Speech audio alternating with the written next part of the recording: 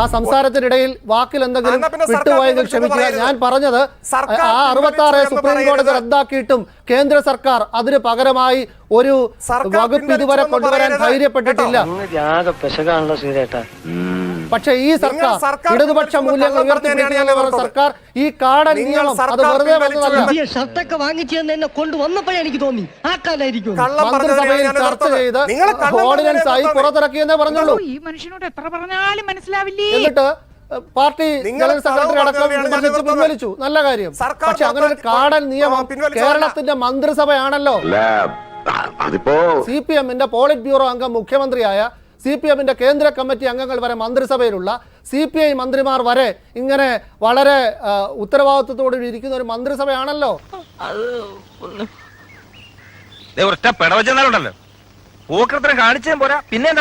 ആ കാടൻ വകുപ്പ് അംഗീകരിച്ച് ഓർഡിനൻസ് ആക്കാൻ കൊണ്ടുപോയത്. കഴുത്തുവരെ പെരുമ്പാമ്പ് വിഴുങ്ങി അവന്റെ തലയിൽ ഹാന ചവിട്ടിന്ന് പറഞ്ഞ പോലെ. ഒരു വാചകം കൂടി പറഞ്ഞു നിർത്താം. താങ്കൾ പറയുന്നതിനെ ഞാൻ നല്ല നിലയിൽ എടുക്കുന്നു. കാരണം CPM-ന്റെ ഇത്രയും മുതിർന്ന നേതാക്കന്മാരൊക്കെ ഉള്ള ഒരു മന്ത്രിസഭയുടെ ഭാഗത്ത് നിന്ന് ഒരു നിയമം ഉണ്ടാവുമ്പോൾ ഇങ്ങനെയുള്ള കുറവുകൾ സംഭവിക്കാൻ പാടില്ലായിരുന്നു, ഒടുവിൽ കുറ്റസമ്മതം നടത്തി അല്ലേ, അല്ലെങ്കിൽ തെറ്റുപറ്റാൻ പാടില്ലായിരുന്നു എന്ന വിമർശനത്തെ ഞാൻ സ്വീകരിക്കുന്നു. ഒറ്റ കാര്യം മാത്രമേ എനിക്ക് ഓർമ്മിപ്പിക്കാനുള്ളൂ. പണ്ട് ലെനിൻ ഒരിക്കൽ പറഞ്ഞിട്ടുണ്ട്, തെറ്റുപറ്റാത്തവരായി 2 കൂട്ടർ മാത്രമേ ഉള്ളൂ. ഒന്ന് ഗർഭസ്ഥ ശിശുക്കളും ഒന്ന് ശ്മശാനത്തിലെ ശവശരീരങ്ങളും.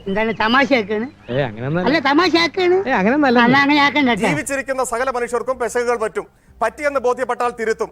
ഇപ്പൊ ചിലപ്പോ ശ്മശാനത്തിലെ ശവശരീരങ്ങൾക്കും ഗർഭസ്ഥ ശിശുക്കൾക്കും പുറമെ ഏഷ്യാനെറ്റിലെ വിനുവിനും തെറ്റുപറ്റുന്നില്ല എന്നാണെങ്കിൽ ഞാനത് സമ്മതിച്ചേക്കാം. എന്തോ ആളാക്കിയതാണല്ലേ. പറ്റിയാൽ തിരുത്തും, വിമർശനം വന്നാൽ സ്വീകരിക്കും. അസഹിഷ്ണുതയോടുകൂടിയ ജൽപ്പനങ്ങളാണെങ്കിൽ തള്ളിക്കളയും.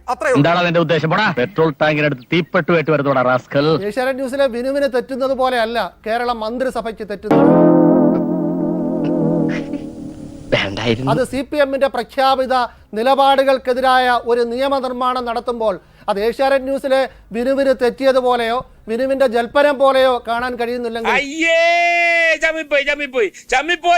അത് സ്വരാജിന്റെ ഏതോ തരത്തിലുള്ള വികലമായ കാഴ്ചപ്പാടെന്ന് പറയാൻ മാത്രമേ എനിക്ക് കഴിയുകയുള്ളൂ. നിർണായകമായ ചോദ്യങ്ങൾ എനിക്കുണ്ടായിരുന്നു. അവസാന റൗണ്ടിലെ തടസ്സപ്പെടുത്തൽ കൊണ്ട് ചോദിക്കാൻ കഴിയാതെ പോയതാണ്. ഈ സർക്കാർ അന്വേഷിച്ച് കണ്ടെത്തേണ്ട ഒരുപാട് കാര്യങ്ങളുണ്ടായിരുന്നു.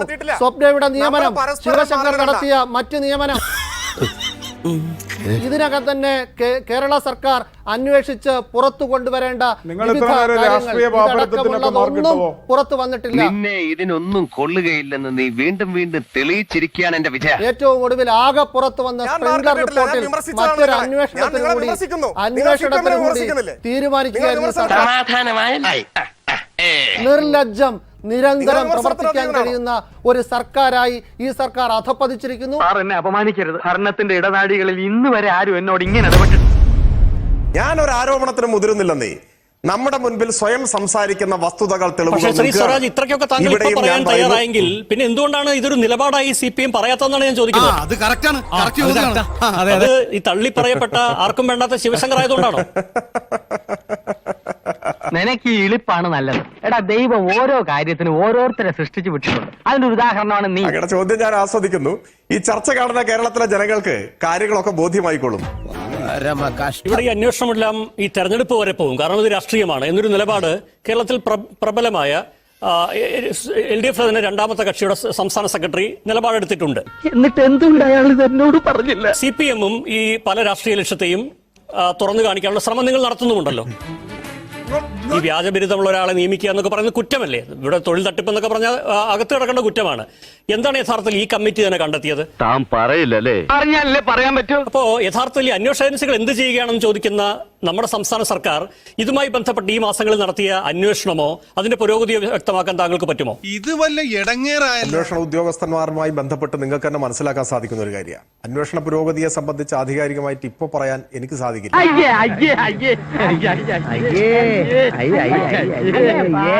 പക്ഷെ അന്വേഷണം മുൻപോട്ട് പോവുകയാണ്.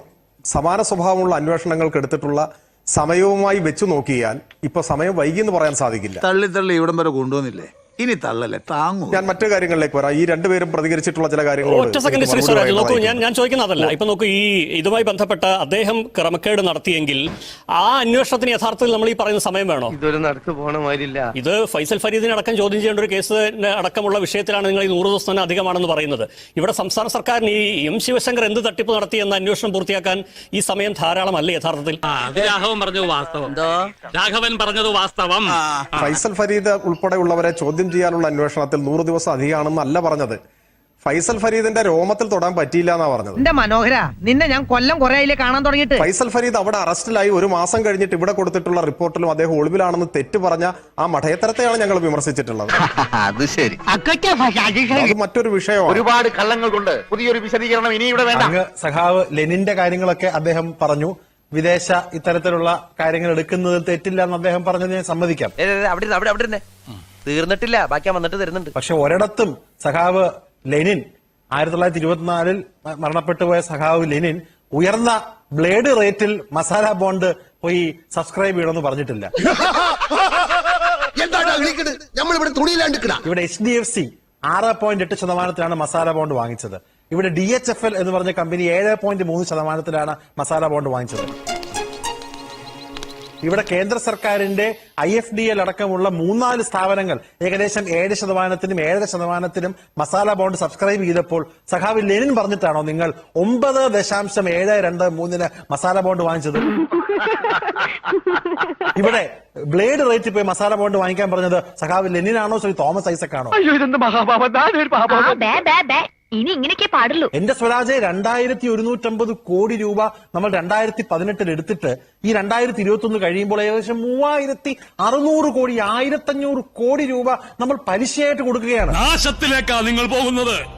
അത് ഞങ്ങൾ അങ്ങ് സഹിച്ചു. അതെവിടെയാണ് ഇന്ത്യൻ കമ്മ്യൂണിസം? അതിലെവിടെയാണ് ദാസ് ക്യാപിറ്റൽ? അവിടെ എവിടെയാണ് പിക്കറ്റി? അപ്പോൾ ആ കാര്യമൊന്നും അങ്ങ് പറയണ്ട. ഇതേതാണ്ട് എലിക്കണിയിൽ സൂനവെട്ടതുപോലെ. എന്തായാലും ഈ ഒരു ഇന്ത്യൻ കമ്മ്യൂണിസത്തിന്റെ 100ാം വർഷത്തിൽ നമ്മൾ ചർച്ച ചെയ്യുന്നത് ഒരു ഇടതുപക്ഷ കമ്മ്യൂണിസ്റ്റ് സർക്കാരിന്റെ സമയത്ത് ഇവിടെ സ്വർണ്ണക്കടത്ത്, ലഹരിക്കടത്ത്, ഡോളർ കടത്ത് അടക്കമുള്ള കാര്യങ്ങളെ കുറിച്ചാണ്. സമാധാനമായി. പിന്നെ നിങ്ങൾ പറഞ്ഞ കിഫ്ബിയെ കുറിച്ചുള്ള ചോദ്യം, എന്തായാലും കിഫ്ബിക്കാരെ ഒന്നും നമുക്ക് രാഷ്ട്രീയമായിട്ട് എതിർപ്പുണ്ട്. രാഷ്ട്രീയപരമായിട്ട് കിഫ്ബിയുടെ ഈ പറഞ്ഞ പ്രോജക്ടുകളിൽ ഉണ്ടാകുന്ന ധനാപകര മാർഗങ്ങളെ കുറിച്ചും ആ പ്രോജക്ട് സർക്കാർ സംവിധാനത്തിന് പാരലായി കുറെ ആളുകൾ കയ്യിൽ നടത്തുന്നതിനെ കുറിച്ച് ഇപ്പോഴും വ്യക്തമായ വിരോധമുണ്ട്. പക്ഷെ നിങ്ങളെ പോലെ ADB-കാരുടെ മുകളിൽ പോയി കരിയോയിൽ ഒഴിക്കാൻ നമ്മൾ പോയിട്ടില്ല.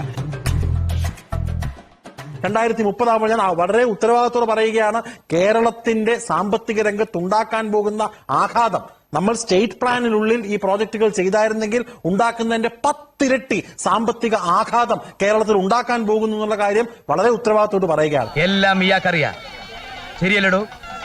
അതെ അതെ ശരിയാണ്. ഇവിടെ സ്വപ്ന സുരേഷും ശിവശങ്കറിന്റെ കാര്യം എങ്ങോട്ട് പോകുന്നു എന്നറിയുമ്പോൾ അത് സർക്കാരിന്റെ ഏത് തട്ടുവരെ ഉണ്ടെന്നുള്ള കാര്യങ്ങളിലുള്ള വ്യക്തമായ മറുപടി നൽകാൻ കഴിയാതെ കിഫ്ബിയിലേക്കും ADB വായ്പയിലേക്കും ലെനിനിലേക്കും 100ാം വർഷത്തിലേക്കും പോകുന്നത് ശരിയായിട്ടുള്ള കാര്യമല്ല. പറഞ്ഞത് കേട്ടോടാ, അന്തസ് വേണോടാ, അന്തസ്. ഇവിടെ നിങ്ങൾ തന്നെ നിങ്ങൾ ഇൻട്രോസ്പെക്ഷൻ നടത്തണം, നെഞ്ചിൽ കൈവച്ച് പറയണം. ഭയമൊന്നുമില്ലല്ലോ. കൊള്ളാം, എനിക്കോ നല്ല കാര്യം. ശ്രീ KM മാണി 2016 അങ്ങ് DYFIയുടെ സെക്രട്ടറി ആയിരുന്നപ്പോൾ എതിർത്ത ശ്രീ ജോസ് കെ മാണിയെയും KM മാണിയെയും നിങ്ങൾ ഇരുകൈ നീട്ട് രക്തഹാരമിട്ട് AKG സെന്ററിൽ കൊണ്ടുപോയപ്പോൾ ഉള്ളതോന്നോ അവൻ പിന്നെ കള്ളം പറയൂ. ഞാനിന്ന് പത്രത്തിൽ കണ്ടത് MN സ്മാരകത്തിലേക്കുള്ള വഴി അറിയാത്തത് കൊണ്ട് AKG സെന്ററിന്റെ കാറിലാണ് ശ്രീ ജോസ് കെ മാണി ഇന്നലെ കൊണ്ട് MN സ്മാരകത്തിലാക്കിയത്.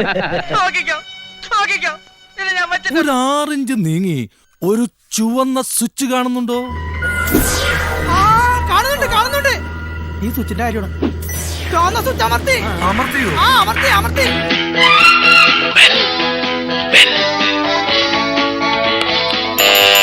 Thank you. ഈ ഉപകാരം മറന്നാലും ഞാൻ മരിക്കില്ല. ഇതൊക്കെ എന്ത് ഉപകാരം. അപ്പോ നാളെ നേരത്തെ തന്നെ ഇങ്ങോട്ട് എത്തണം കേട്ടോ? ശരി.